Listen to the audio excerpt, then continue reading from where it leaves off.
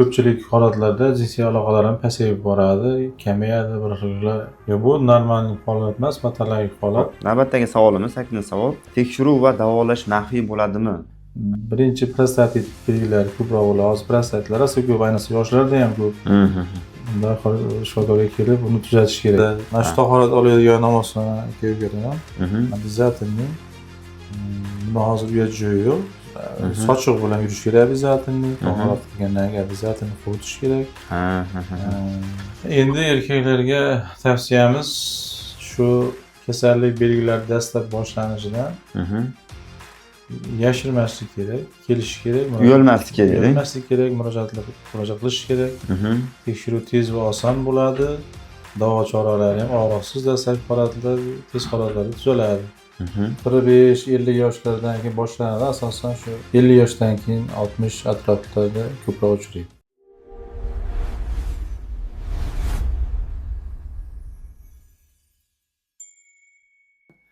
Xo'p, avvalambor assalomu alaykum Sherzodbek aka, salomatmisiz? Charchamayapsizmi? Alaykum assalom, xush kelibsiz. Sherzodbek aka, bugun aynan erkaklardagi ko'proq uchraydigan prostata adenomasi haqida bo'ladi. Ko'pchilik insonlarda og'riqli savollarni to'plab kelganman. Shular bo'yicha navbati bilan berishni boshlayman. Siz esa o'zingiz tajribangizdan kelib chiqqan holatda savollarga qisqa, lo'nda, tushunarli holatda javob bersangiz, yana ham kuzatuvchilarimizga foydali, manfaatli bo'lar edi. Xo'p, bo'lmasa boshlaymiz. Birinchi savolim, doktor, prostata adenomasi degani o'zi nima deb savol berishdi. Shu haqida ham ko'proq, to'liqroq tushuntirib bersangiz, bilmaydigan insonlar ham bor ekan. Prostata bezi adenomasi siddiy yo'lda joylashgan prostata bezini kattalashishi va siyishga to'sqinlik berish. Qisqacha lo'nda ma'nosi shu. Aytadigan bo'lsak, ikkinchi savolimiz, qaysi yoshdan keyin bu muammo ko'proq uchraydi? Prostata adenomasi 45-50 yoshlardan keyin boshlanadi, asosan shu 50 yoshdan keyin 60 atroflarida ko'proq uchraydi. Demak, yoshi kattalarda uchraydigan Yoshi kattalarda kasalliklardan biri ekan. Tushunarli. Buni asosiy sababi nima endi yoshi kattalarda uchrashi? Nimaga yoshlarda emas, yoshi kattalarda bo'lyapti?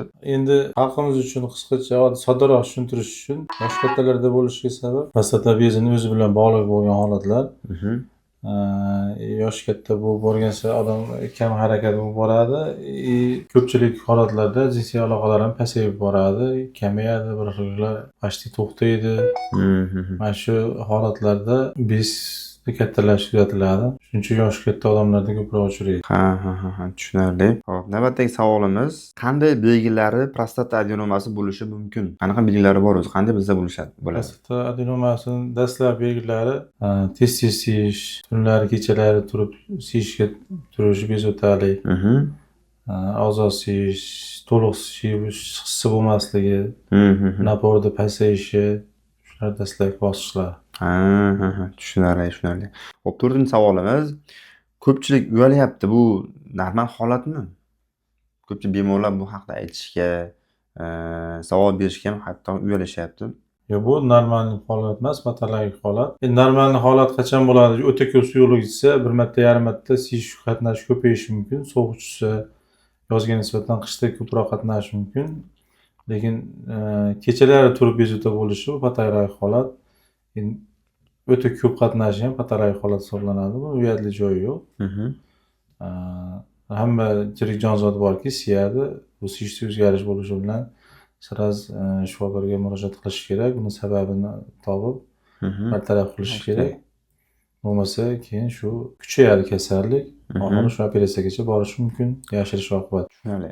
Xo'p, 5-savolimiz, prostata adenomasi aniqlangan bemorlar albatta operatsiya qildirish shartmi? Endi uni bosqichlariga, darajasiga, prostata bezini qanchalik kattalashgan grammlariga bog'liq. Boshlang'ich stadiyalarida lechina dori bilan davolash ham mumkin. Endi boshlangan paytlarda. Endi boshlangan klinik simptomlar endi boshlangan paytda konservativ lechina qilish ham mumkin.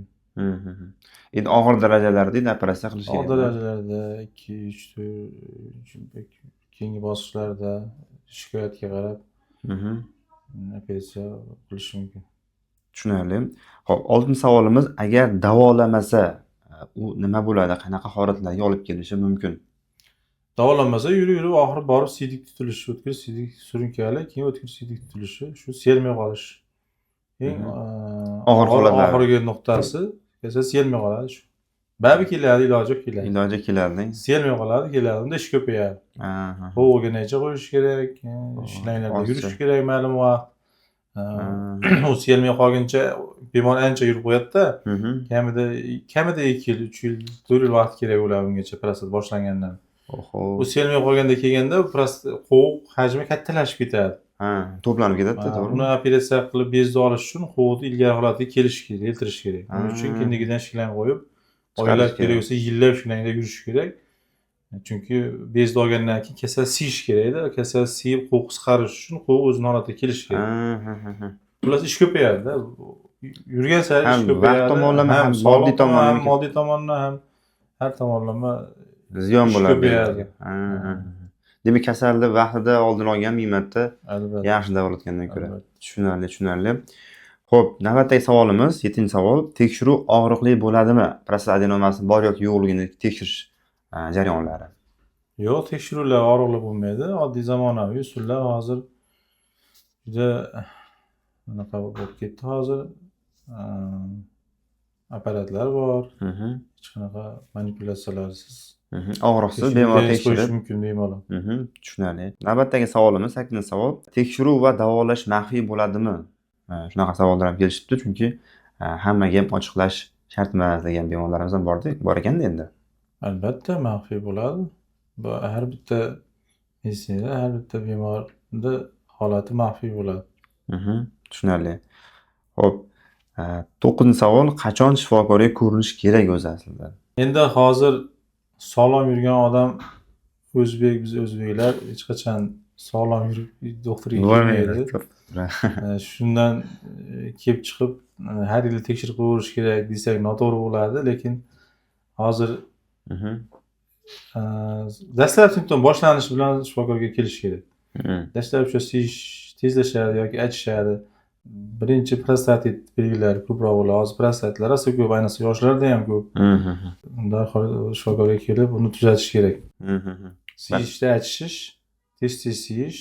Shu alomatlar paydo bo'ldimi o'zi sirazi Siyib bo'lgandan keyin yana tomchi kelib qolish hissi, oxiriga siymaslik hissi, mana shular. Albatta, bu ham namozxon akalarimizga ham noqulaylik bildirsa kerak, chunki tahoratni buzib qo'yish holatlari ham, demak, prostat adenomasi bor ekanlari ham bo'lishi mumkin. Chunki ko'pchilik holatda iloji yo'q sovuqroq suvga tahorat qilish natijasida kelib chiqadimi prostat adenomasi? Keladi, bo'ladi.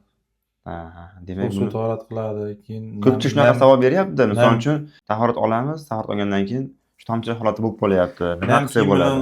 Uzoq yuradi. Mana shu tahorat oladigan namozxon aka-ukalar ham обязательный. Buni hozir uyat joyi yo'q. Sochiq bilan yurish kerak обязательный. Tahorat qilgandan keyin обязательный quritish kerak. Ho'l holatda yurmas kerak. Sovuq suvga tahorat qilish kerak hozirgi paytda. Eng qiziqish holatlarda, sovuq holatlarda. U tahorat qiluvchi ketib bilinmaydi, lekin u nam quriguncha u ta'sir qiladi-da u. Quriguncha ziyon bo'lib qoladi. Quriguncha u ishini ko'rsatadi. Ham sog'liqqa ham namozga ham bu narsa ta'sir qilar ekan. Tushunarli. Sherzbek aka, oxirgi savolim, erkaklarga oxirgi tavsiyangiz qanday bo'ladi? O'sha videomiz eng oxirgi savoli bo'ladi. Endi erkaklarga tavsiyamiz shu kasallik belgilari dastlab boshlanishidan yashirmaslik kerak, kelish kerak, uyalmaslik kerak. Uyalmaslik kerak, murojaat qilish kerak. Tekshiruv tez va oson bo'ladi. Davo choralari ham og'riqsiz dastlabki holatlarda, tez holatlarda tuzaladi. Xo'p, ana shunaqa shu kabi bemorlarimiz bo'lsa, vodiy bo'yicha, Andijon, Namangan, Qo'qon, Uchko'priklar bo'yicha ko'rayotgan kuzatuvchilarimiz bo'lsa, aloqaga chiqib kelishsa, bu yerda ish grafiklari qanaqa bo'ladi? Sizning ko'rigingiz yozilsa bo'ladimi? Bemalol onlayn, offlayn ochga yozilsa bo'ladi. Bemalol kunda xohlagan kuni biz почти har kuni ishdamiz. Ish ko'p, operatsiyalar ko'p. Shanba, yakshanba har kuni ishdamiz. Bemalol murojaat qilib kelish mumkin.